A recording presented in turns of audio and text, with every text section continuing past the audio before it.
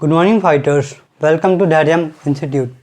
जैसा कि last video में हमने जो भर्ती और जो चयन होता है उसके बारे में बात की थी। इस वीडियो में आगे बढ़ाते हुए जो प्रशिक्षण और जो विकास होता है उसके बारे में बात करेंगे। परंतु जो लास्ट वीडियो का एक टॉपिक रह गया था उसको पहले देख लेते हैं। जो क्या था अपना भर्ती और जो चयन होता है उसमें क्या अंतर होते हैं उसको समझ लेते हैं। तो पहला क्या है, स्टोर की अगर बात करते हैं तो जो भर्ती होती है वो दो आधारों पे की जा सकती है। इसमें पहला होता है क्या, आंतरिक, और दूसरा क्या होता है, बाह्य। जबकि चयन की बात करें तो चयन आवेदनों पर और जो इंटरव्यू होता है उसके माध्यम से किया जाता है। इसके बाद आगे देखते हैं, इंटरव्यू की आवश्यकता की बात करते हैं तो भर्ती में इंटरव्यू की आवश्यकता नहीं होती है, जबकि चयन में होती है। अगर आगे बात करते हैं क्या, पदोन्नति और नियुक्ति के बारे में देखा जाए तो जो भर्ती होती है उसको अपन पदोन्नति मतलब क्या होता है, प्रमोशन के माध्यम से कर सकते हैं। जबकि जो चयन होता है वो नियुक्ति के माध्यम से ही होता है। आगे देखते हैं अपन, जो भर्ती होता है वो भविष्य से संबंधित होता है, जबकि चयन वर्तमान से संबंधित होता है। इसके बाद आगे देखते हैं, क्रम की बात करते हैं अपन तो भर्ती के बाद काय की प्रक्रिया चालू होती है, चयन की प्रक्रिया चालू होती है। जबकि चयन के बाद क्या होता है, पोस्टिंग होती है। आगे देखते हैं फिर अपन, अगर संख्या की बात करते हैं तो जो भर्ती होती है उसमें अधिक मात्रा में, अधिक संख्या में क्या किया जाता है, भर्ती किया जाता है। जबकि चयन में क्या होता है, संख्या में कमी होती है। इसके बाद आगे देखते हैं, जो अपनी भर्ती होती है वो क्या होता है, एक साधन होता है। भर्ती क्या होता है, एक साधन होता है। जबकि चयन क्या होता है, अपना साध्य होता है। अब साधन और साध्य क्या है वो समझ लेते हैं। साधन मतलब होता है क्या, माध्यम, और साध्य मतलब जिसको अपन पाना चाह रहे हैं। तो जो भर्ती होता है वो अपने एक साधन होता है, और जिसको अपन पाना चाह रहे हैं मतलब जो अपना लक्ष्य होता है वो क्या कहलाता है, अपना चयन कहलाता है। इसके बाद आगे देखते हैं, अगर भर्ती की बात करें, जो निम्न श्रेणी मतलब जो अपना लो लेवल जो मैनेजमेंट होता है, जो कर्मचारी होता है उनके लिए उपयोग में लाया जाता है। जबकि चयन क्या होता है, जितने भी लेवल है सभी के लिए जो उपयोग में आता है। इसके बाद अपन देखते हैं आज का जो टॉपिक है अपना क्या, जो प्रशिक्षण और विकास, उसके बारे में बात करते हैं। तो सबसे पहले देखते हैं क्या, ट्रेनिंग के बारे में मतलब प्रशिक्षण के बारे में होता क्या है ये।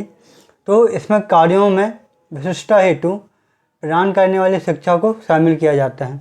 मतलब अगर कोई व्यक्ति है जो किसी कार्य को करना चाह रहा है या फिर किसी कार्य के लिए उसको नियुक्त किया गया है, तो उस कार्य को उसको वो कैसे करेगा, उसके लिए कौन कौन से वो क्रियाकलाप करेगा, कहाँ का उसको गलती नहीं करना है, इस सब की जानकारी अपन को प्रशिक्षण के दौरान मिलती है। आगे देखते हैं अपन, जो प्रशिक्षण होती है वो क्या होती है, एक प्रक्रिया के रूप में होती है जो कंटिन्यू चलती रहती है। इसके बाद आगे बात करते हैं, जो सैद्धांतिक और व्यवहारिक ज्ञान दोनों से परिपूर्ण होता है।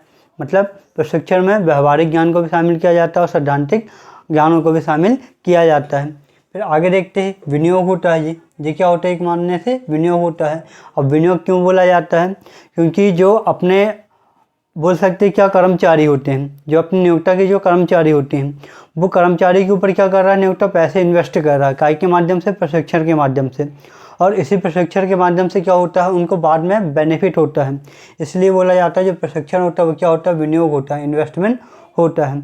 आगे देखते हैं अपन, जो विकास का एक साधन होता है। क्यों होता है, अगर कर्मचारी का विकास बहुत अच्छे से होगा, विकास नहीं, यहाँ क्या हो सकता है अपन, प्रशिक्षण बहुत अच्छे से होगा तो वो कार्य को बहुत अच्छे से कर पाएगा। और जब वो कार्य को बहुत अच्छे से करेगा तो इससे क्या होगा, अपना जो बिजनेस होगा वो क्या करेगा, डेवलप करेगा। इसके बाद आगे देखते हैं, इससे क्या होती है, एफिशिएंसी में वृद्धि होती है, अपनी दक्षता में वृद्धि होती है, क्योंकि प्रशिक्षण अपन को बताता है किस किस काम को कैसे करना है।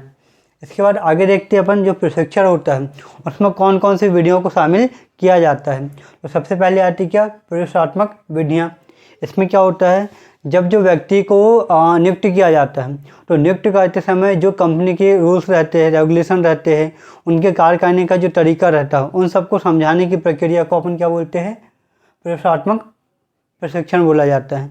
इसके बाद फिर आगे आता है कि अपना कार्य पर प्रशिक्षण कैसा होता है कि जहाँ व्यक्ति कार्य कर रहा है, कार्य करते करते ही उसको क्या किया जाए, शिक्षित किया जाए उस कार्य के प्रति, उसको बताया जाए कि उस कार्य को कैसे करना है।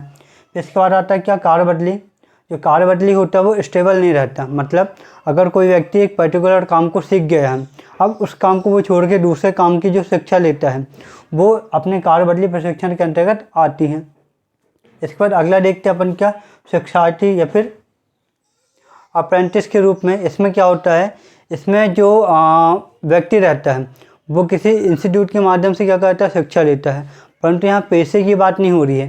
पैसे में क्या होता है, अपना जो बाह्य और संयुक्त रहता है उसके अंतर्गत पैसे की शिक्षा दी जाती है। परंतु इसमें क्या होता है, इसमें जैसे मान लेते हैं अपन क्या, PNST हो गया, GNST हो गया, इसमें क्या होता है, ट्रेनिंग दी जाती है और ट्रेनिंग के साथ साथ क्या मिलती है, इसमें सैलरी मिलती है। तो इस प्रकार के प्रशिक्षण को अपन बोलते हैं क्या, शिक्षार्थी प्रशिक्षण बोला जाता है, जिसमें आपको काम भी सिखाया जाता है परंतु काम के साथ साथ आपको सैलरी भी दी जाती है। और ये जो सैलरी होती है वो एक्चुअल सैलरी से थोड़ी सी कम होती है। फिर आगे देखते हैं अपन क्या, प्रकोष्ठ। इसमें क्या होता है, इसमें जो कारखाने में काम करने वाले जो कर्मचारी होती हैं उन्हीं को अलग से क्या किया जाता है, अलग से एक रूम में उनको क्या दिया जाता है, ट्रेनिंग प्रोवाइड की जाती है। वहाँ ऐसा माहौल बनाया जाता है कि उनको एक्चुअल में लगता है कि वहाँ वो काम कर रहे हैं, उनको ये नहीं समझ में आता कि यहाँ वो ट्रेनिंग कर रहे हैं। इसके बाद फिर आगे देखते हैं क्या, बाह्य या संयुक्त। इसमें क्या होता है, जो पेशेवर लोग होते हैं जैसे डॉक्टर हो गया, इंजीनियर हो गया, CA हो गया, उनको जो प्रशिक्षण या ट्रेनिंग देने का काम होता है वो इनके द्वारा किया जाता है। तो इस प्रकार आपने देखिए प्रशिक्षण विधियाँ में कितनी विधियाँ आती है। तो सबसे पहले अपना क्या, प्रवेशात्मक हो गया, फिर अपना कार्य पर प्रशिक्षण हो गया, कार्य बदली हो गया, फिर शिक्षार्थी हो गया, फिर प्रकोष्ठ प्रशिक्षण हो गया, फिर बाह्य या फिर संयुक्त प्रशिक्षण हो गया। इसमें सबसे ज़्यादा इम्पोर्टेंट क्या होता है, इसमें सबसे ज़्यादा अगर देखा जाए, अगर पेशेवर लोगों के लिए देखा जाए तो अपना बाह्य संस्था वाला होगा। अगर ऐसे लोगों को देखा जाए जो क्या है बहुत जोखिम भरा काम के लिए होते हैं और उनको प्रशिक्षण करने का काम देखा जाए तो प्रकोष्ठ कारखाने के अंतर्गत किया जाता है। इसके बाद आगे देखते हैं अपन, जो प्रशिक्षण होता है और जो शिक्षण होता है उन दोनों में फ़र्क क्या होता है, मतलब ट्रेनिंग और एजुकेशन में डिफरेंस क्या होता है उसके बारे में बात करते हैं। तो जो ट्रेनिंग होता है उसका जो संबंध होता है वो समान ज्ञान से होता है। मतलब क्या हो गया, उसको पर्टिकुलर किसी विशेष ज्ञान की आवश्यकता नहीं होती, उसमें जितनी भी चीज़ आती है उन सभी का उसको ज्ञान होना आवश्यक होता है, काय पे, एजुकेशन में। जबकि ट्रेनिंग में क्या होता है, व्यवहारिक ज्ञान की आवश्यकता होती है, मतलब जो काम वो करेगा उसके बारे में उसको वहाँ पर नॉलेज दिया जाता है। तो इसके बाद बात करते हैं अपन क्षेत्र की।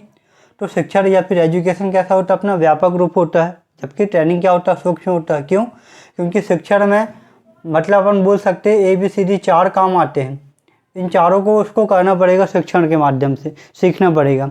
जबकि प्रशिक्षण में ओनली वो एक काम के लिए निपुण है तो एक काम के लिए उसकी क्या दी जाएगी, उसको ट्रेनिंग दी जाएगी। इसके बाद आगे देखते हैं क्या, ज्ञान को। तो शिक्षण के लिए अपन को संपूर्ण ज्ञान की आवश्यकता पड़ती है, जबकि प्रशिक्षण क्या होता है, किसी जो काम अपन करना चाह रहे हैं उसी पे विशिष्ट जो कार्य होता है, ज्ञान होता है, उसी को यहाँ पर आधार माना जाता है, मतलब उसी की ट्रेनिंग पर प्रोवाइड की जाती है। इसके बाद आगे देखते हैं अपन समय को। अगर समय की बात करते हैं तो शिक्षण या एजुकेशन कैसा होता है, दीर्घकालीन होता है, जबकि प्रशिक्षण कैसा होता है, अल्पकालीन होता है। फिर आगे बात करते हैं लागत की, कॉस्ट की। तो जो एजुकेशन होता है उसका कॉस्ट या तो व्यक्ति स्वयं के द्वारा उठाता है या फिर सरकार द्वारा उसको दिया जाता है, जबकि प्रशिक्षण का जो कॉस्ट होता है वो नियोक्ता, जो इसके अंडर वो काम कर रहा है, उनका जो हेड होगा उनके द्वारा इसका पेमेंट किया जाता है। इसके बाद अपन आगे देखते हैं जो अपना विकास होता है और प्रशिक्षण होता है उसको समझ लेते हैं। तो प्रशिक्षण क्या होता है, किसी एक कार्य में उसको स्पेशलिस्ट बनाना, वो प्रशिक्षण के अंतर्गत आता है। परंतु जो विकास होता है उसके अंतर्गत क्या कहते हैं, किसी व्यक्ति के समग्र जो होता है, जैसे दार्शनिक हो गया, मनोवैज्ञानिक हो गया, सैद्धांतिक हो गया, इन सभी का इसमें क्या किया जाता है, विकास किया जाता है। मतलब बोल सकते हैं अपन क्या कि प्रशिक्षण कैसा होता है, छोटा रूप होता है, जबकि विकास क्या होता है, लघु रूप बृहद रूप होता है। आगे अगर देखा जाए अपन तो विकास और प्रशिक्षण में अपन अध्ययन कर सकते हैं अंतर के माध्यम से। जैसे उपयोग की अगर बात करते हैं तो गैर पाबंदी की मतलब जो कि कर्मचारी है उनके लिए अपन यूज करते हैं क्या, प्रशिक्षण। जबकि विकास काय के लिए होता है, प्रबंधकीय के लिए इसका यूज किया जाता है। जबकि संबंध की बात करते हैं अपन तो प्रशिक्षण होता है, इसका संबंध कैसे होता है, तकनीकी कौशल से होता है। जबकि विकास का संबंध क्या होता है, समग्र से होता है, मतलब इसमें तकनीकी कौशल के साथ साथ दार्शनिक, मनोवैज्ञानिक और सैद्धांतिक इन सबको शामिल किया जाता है। इसके बाद उद्देश्य की बात करते हैं अपन तो किसी कार्य को स्पेशलिस्ट बनाने के लिए, किसी कार्य में निपुणता लाने के लिए अपन ट्रेनिंग प्रोवाइड करते हैं। जबकि किसी कार्य का प्रबंध कैसे करेंगे उसमें निपुणता लाने के लिए अपन विकास का यूज किया जाता है। इसके बाद अभी प्रेरणा की बात करते हैं अपन तो जो प्रशिक्षण होता है वो बाह्य प्रेरणा का परिणाम होता है। जबकि विकास की बात करते हैं तो विकास होता है अपना क्या, आंतरिक जो अभी प्रेरणा होता है उसका परिणाम होता है। तो इस प्रकार हमने क्या, जो भर्ती होती है, चयन होती है, उनमें क्या अंतर होते हैं, और साथ ही जो प्रशिक्षण होता है और जो विकास होता है वो क्या होता है, इनके बारे में जाना है। आने वाली वीडियो में अपन अभिप्रेरणा के बारे में बात करेंगे। धन्यवाद।